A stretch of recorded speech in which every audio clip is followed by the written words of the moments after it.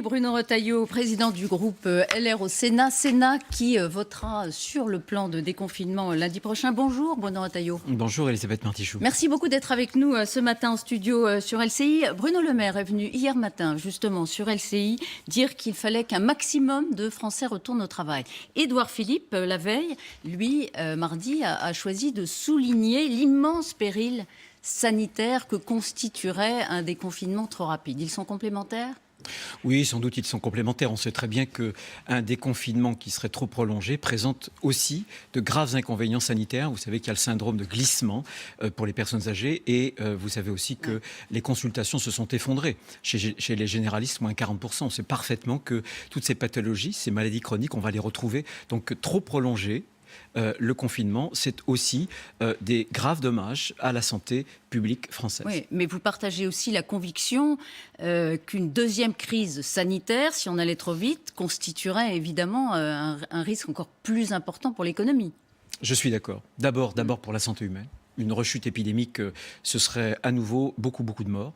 Et ce serait aussi une rechute économique. Et je pense que l'écroulement, l'effondrement dont parlait le Premier ministre avant-hier à l'Assemblée nationale pourrait se réaliser. Je pense que pour l'instant, et grâce aussi à un certain nombre de dispositifs publics, on a pu maintenir à peu près notre tissu productif. Mais je crois qu'une deuxième vague serait sans doute fatale. Regardez ce que l'INSEE vient d'annoncer. Pratiquement moins 6% au premier trimestre de chute du PIB, c'est du jamais vu. Est-ce que vous approuverez lundi, Bruno Retailleau, le plan de déconfinement qui vous sera présenté? Alors, on dit enrichi, complété, mais qui sera dans les grandes lignes le même, et qui sera présenté donc lundi au Sénat par Édouard Philippe. Est-ce que on l'approuverez? verra comment il sera enrichi, mais au moment où je vous parle, je pense que nous ne pourrons pas donner un blanc-seing au gouvernement. Sans doute que, en tout cas à titre personnel, et je vais en discuter en réunion de groupe d'ici ce week-end, mais je pense que moi, en tout cas, je prendrai plutôt l'abstention parce que j'ai des doutes. Voilà. Vous avez des doutes. Vous n'êtes pas contre le déconfinement? Vous ne voterez pas contre? Pas du Parce tout. qu'il y a des députés qui ont voté je vais contre. m'expliquer. Non, je ne voterai pas contre et je ne voterai pas oui. C'est pour l'instant une position personnelle que je veux partager avec les sénateurs de mon groupe. Mais j'en ai eu déjà un certain nombre. J'ai des doutes d'abord parce que je ne peux pas croire uniquement à la parole du gouvernement. Le gouvernement s'est trop contredit. Le Premier ministre, d'ailleurs, s'est contredit lorsqu'il s'est exprimé à l'Assemblée. Je vais vous prendre un seul exemple sur les tests. Il a dit on aura la capacité de tester jusqu'à 700 000 tests. Par semaine. Mais pour autant, quelques pages après, qu'est-ce qu'il nous apprend? Qu'un des 3 critères pour les départements qui pourraient virer du vert au rouge, le 3e critère, c'est la capacité de test. Si on était sûr d'avoir des tests en nombre suffisant partout, alors il n'y aurait pas besoin de ce 3e critère pour les départements. Vous voyez bien qu'il y a une contradiction.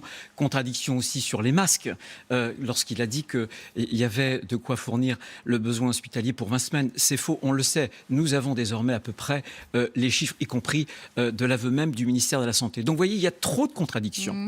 On ne peut pas le croire sur parole. En revanche, et alors, il y a un deuxième point. Est-ce que vous le croyez quand il dit, qu'il va être en capacité, avec tout le monde, avec les élus locaux, avec la grande distribution, avec les employeurs, de faire en sorte que les Français aient tous un masque à partir du 11 mai. En tout cas, il le faut, mais aujourd'hui, nous essayons. Ou pas, vous lui faites confiance? Écoutez, non, pour l'instant non, mais j'essaie de reconstituer les chiffres. Nos équipes travaillent. Le besoin est estimé, c'est Madame Pannier-Runacher qui nous a indiqué qu'il y avait à peu près un demi-milliard de besoins la semaine, 500 millions. Pour l'instant, nous, on pense qu'il manque à peu près 200 millions de masques. Donc j'attends de voir comment cet angle mort sera fermé.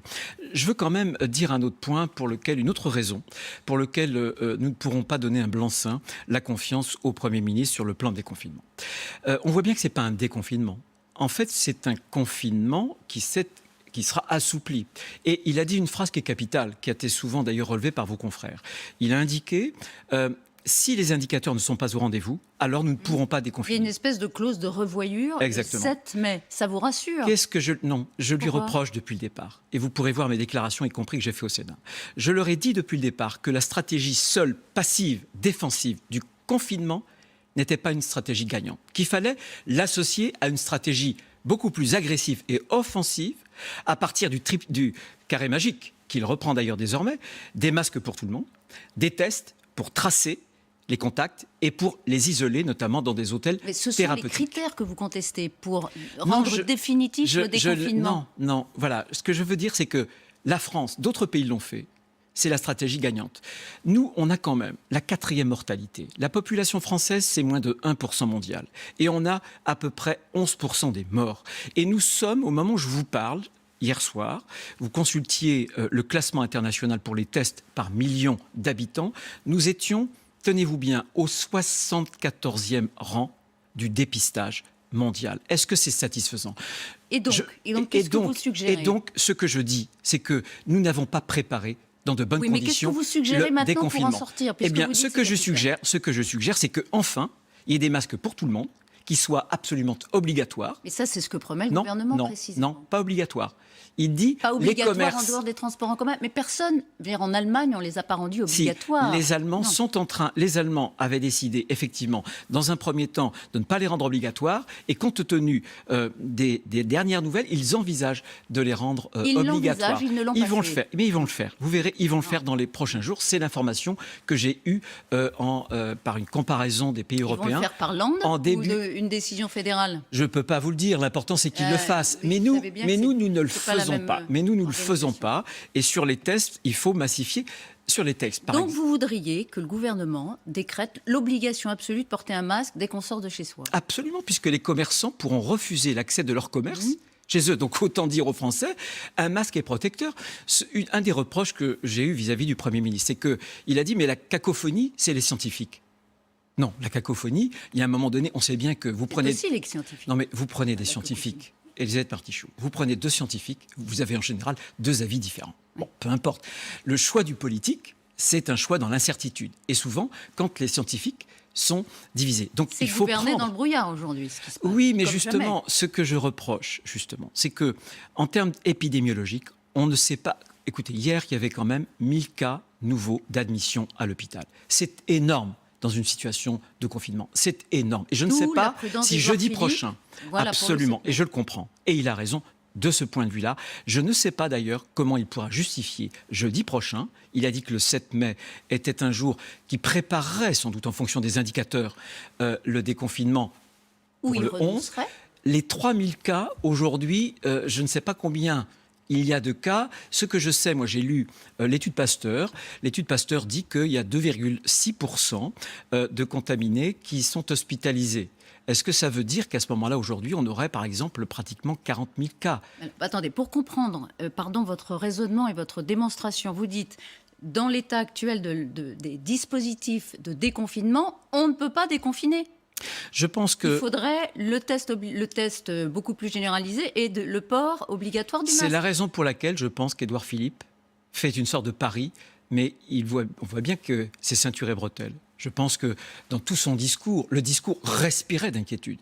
Ce discours-là était un discours, on voyait bien que c'était une sorte de... Un discours anxiogène. Mais bien sûr. Mais est-ce que ça n'est pas la situation qu'il est, Bruno Retailleau ? Discours de prudence. Ce que je pense, bien sûr qu'on a devant nous un océan d'incertitudes. Et je pense que l'humilité dont le Premier ministre a parlé s'applique aussi à ma petite personne et aussi à l'opposition.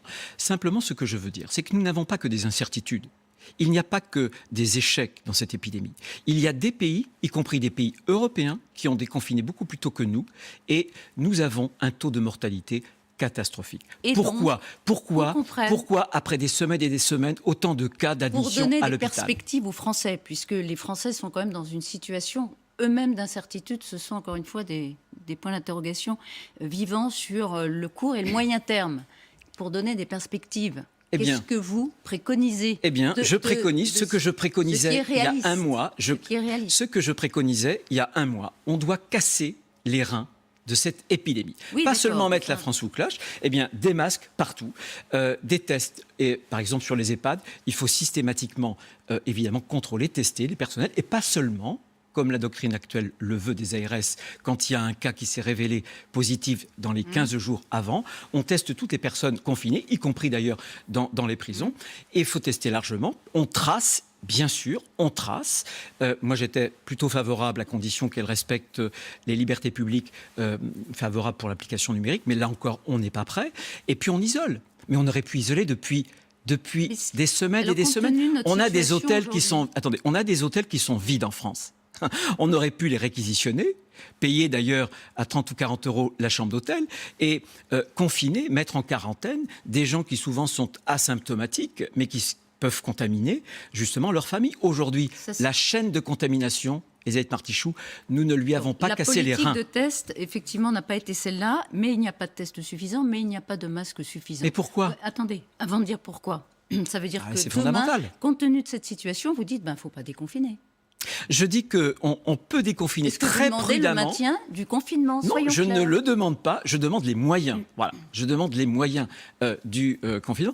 Je vais vous prendre un exemple, par exemple. Mon département. Oui, je vais vous donner un exemple. Mon département, nous avons 2 laboratoires publics, 2 laboratoires privés. Eh bien, nous avons une capacité de dépistage qui est extraordinairement importante. Et qui n'est pas exploitée? Bien non. Pourquoi ? Parce qu'on est en France et qu'on nivelle toujours par le bas. Donc, il fallait que, dans un département comme cela, certes, on a beaucoup moins de cas, mais on aurait pu, par exemple, sur les EHPAD, etc., beaucoup plus épister, et bien qu'on s'aligne sur une toise, qui est une toise du département qui peut le moins bien faire. Voilà, je pense que c'est stupide. Voilà, je pense que ça, c'est des raisonnements totalement bureaucratiques. Et donc, ce que vous dites, c'est qu'il faut avoir peur des conditions du déconfinement le 11 mai. Non, il faut être prudent. Je pense que la décision déconfiner, vous savez qu'on sera un des pays d'Europe qui va le plus tardivement déconfiner. Vous pensez que c'est comme ça que les Français vont aller retravailler puisque mais vous voyez bien que les Français, dans tous les sondages, les sondages sont contradictoires. Vous l'avez observé comme moi. C'est-à-dire qu'à la fois, ils espèrent dans le déconfinement parce qu'ils en ont marre. Le confinement est un enfermement. Et en même temps, il manque de confiance. Eh bien, aujourd'hui, malheureusement, le gouvernement, parce qu'il y a eu des contradictions, de la cacophonie, parce qu'il n'y a pas une bonne stratégie, a loupé, si j'ose dire, ce défi de la confiance. Il est fondamental, ce défi de la confiance. Voilà ce que dit Renaud Muselier, qui est le président des régions de France. LR, de la région PACA. Et de toutes les régions. Et de toutes les régions, et qui se démènent comme d'autres présidents de région, on les voit à l'œuvre. Il dit « Je constate que tout parti politique confondu, les critiques les plus excessives sont souvent des gens qui n'ont jamais eu de difficultés importantes à gérer, ni de décisions officielles à prendre. » Vous vous sentez visé ? Vous qui, depuis le début de cette crise, dans le fond, Bruno Retailleau, on vous a beaucoup entendu, vous tapez tous azimuts sur la stratégie du gouvernement. Vous êtes injuste, Elisabeth Martichoux. J'ai voté, j'ai fait voter... mais Renaud, c'est un ami, je l'ai toutes les semaines, vous voyez, donc je ne me sens pas du tout visé. Je pense qu'on a parlé de concorde national. Au Sénat, nous avons voté les 2 projets de loi de finances. On les a votés. Mon groupe a voté. Vous savez qu'on a la majorité, la droite, au Sénat. Est-ce qu'on a empêché le gouvernement d'agir ? Non. Nous l'avons aidé à agir, même quand il y avait quelques incohérences. On a fermé les yeux. Mais moi, je suis dans l'opposition. Et au-delà des postures des uns et des autres, moi, j'aime mon pays. Et lorsqu'on est un responsable public, on doit dire la vérité. Et je pense que quand j'ai dit depuis le départ que le gouvernement ne disait pas la vérité, écoutez, c'est moi qui... je me suis battu... Attendez, je me suis battu pendant des semaines au Sénat, enfin pendant une semaine, pour obtenir du gouvernement qu'il prenne un décret qui permette aux collectivités d'importer des masques. Renaud, d'ailleurs, Muselier, pour sa région, en a importé. Je me suis battu ensuite pour qu'il y ait un pont aérien. Je me suis battu ensuite pour qu'on arrête de réquisitionner les masques. Eh bien, si je n'étais pas monté au créneau, qu'est-ce qui se serait passé ? Rien. Je me suis battu pour que les 75 laboratoires départementaux d'analyse qui représentent la potentialité de 80 000 tests sérologiques par jour et des milliers, des dizaines de milliers de tests virologiques. Eh bien, heureusement qu'on s'est battu. Et au moment où je vous parle, il y a eu un agrément pour ces laboratoires départementaux publics donné pour les analyses virologiques, mais toujours pas pour les analyses sérologiques. Croyez-moi, la bureaucratie, elle n'a jamais été confinée. Alors les Français ont été confinés, mais pas les bureaucrates. Le Premier ministre a confirmé hier, juste toujours devant le Sénat, que ce déconfinement, ce serait de la dentelle au cas par cas. Et il va beaucoup s'appuyer sur les élus locaux. Le confinement sera départementalisé. Est-ce que c'est une bonne méthode ? Est-ce que c'est le bon périmètre, le département ? Il a raison. Je pense que... alors, il prévoit dans ce périmètre-là, mais je crois que c'est normal, juste un coin... Lorsque, notamment sur les critères d'un département qui pourrait passer au rouge, la capacité, hospitalière régionale.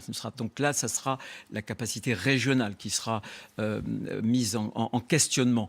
Mais je pense qu'il faut territorialiser, et le département est le bon échelon. Je demande à l'État d'unifier sa parole. Je veux que le préfet ait autorité sur l'inspection académique, c'est-à-dire l'éducation nationale, et aussi sur l'ARS. Parce que la voix de l'État doit être une, et on ne peut pas, dans cette période-là, la gouvernance, parfois, c'est encore polyphonique, parfois. Parfois, ouais. Et je ne veux pas donner de nom de département, mais parfois, la position peut être une position contradictoire. Donc c'est le préfet, il doit y avoir une seule voix. La gouvernance départementale est importante. Et je signale que ce soir, dans une émission spéciale, Olivier Véran, le ministre de la Santé, viendra à 20h50 sur LCI expliquer à David Pujadas comment va se passer justement cette répartition entre départements verts et rouges. Il faut rouvrir les plages en Vendée, Bruno Retailleau. Progressivement, là aussi, si vous êtes territorialisé, il faut laisser au préfet, à l'autorité unifiée, à la seule autorité de l'État, avec le maire, le soin de dire si c'est possible ou si c'est pas possible. Mais dans quelles conditions ça peut être possible? C'est possible dans des conditions un peu strictes, voilà, c'est tout. Comment dirais-je? Vous allez dans une grande surface de quelques milliers de mètres carrés. Vous allez sur une plage qui peut faire des hectares et des hectares. Bon, alors ça peut être compliqué dans un premier temps, mais laissons au moins à la situation locale, le fait de prévaloir sur telle ou telle situation nationale. C'est ce qui va se passer d'ailleurs pour les départements rouges. Les départements rouges, les parcs seront fermés. Les départements verts, les parcs donc, seront il faut faire, ouverts. parce qu'on avait compris que la doctrine pour les plages, elle serait nationale. Vous pouvez imaginer qu'à Bormes-les-Mimosas ou dans le sud-est justement de Renaud Muselier, les plages soient fermées. C'est clair qu'en Alsace, il n'y a pas de plage. Et puis effectivement, en Vendée, oui, ou en Bretagne, oui. Il y aurait cette forme de discrimination territoriale par rapport à l'aspiration des Français de prendre des vacances. L'état d'urgence sanitaire a posé d'abord un problème de liberté publique. Désormais, vous verrez que dans le texte que nous allons être amenés à regarder la semaine prochaine au Sénat, c'est la question de l'égalité qui va être aussi interrogée. Donc la question de la liberté d'abord, et aussi de l'égalité. Il y aura un système de discrimination parce que de toute façon, nous ne sommes pas égaux devant la pandémie. Il y a des départements qui sont des clusters, il y a des régions comme l'Île-de-France qui est très très touchée et vous ne pouvez pas traiter l'Île-de-France comme vous pourriez traiter par exemple ma belle région des Pays de la Loire. Rapidement, les élus vont devoir décider, on le voit bien au cas par cas pour les écoles, les maires, et ils disent on ne veut pas porter la responsabilité juridique face à des parents qui se plaindraient. Ça, c'est un gros sujet. Hier, Nicole Belloubet a dit les maires ont une obligation de moyens, pas de résultats, donc ils ne seront pas poursuivables. On voudrait... Ça vous rassure? Ici, ils sont poursuivables. Ils sont poursuivables. Et malheureusement, il y a dans un certain nombre de cas, et je pense aussi aux chefs d'entreprise, où la loi dit il y a une obligation de moyens, mais où la jurisprudence va sur une obligation de résultat. Je ne suis pas rassuré, je voudrais m'adresser au gouvernement. Puisque le gouvernement nous avait indiqué à plusieurs reprises qu'il traiterait de la question de la responsabilité des maires. Les maires vont être en première ligne. Souvent, ils sont considérés comme les bonnes à tout faire de la République. Eh bien, vous ne pouvez pas demander au maire de la bonne volonté et ne pas lui dire dans quel cas sa responsabilité pourrait être engagée. Il faut clarifier les choses. Et malheureusement, le texte que j'ai reçu, le projet de loi que j'ai reçu cette nuit, comporte sur justement le déconfinement et la prorogation de 2 mois de l'état d'urgence sanitaire. Eh bien, dans ces 7 articles-là, aucun ne traite de la responsabilité. Donc vous demandez à ce que le gouvernement d'ici à lundi...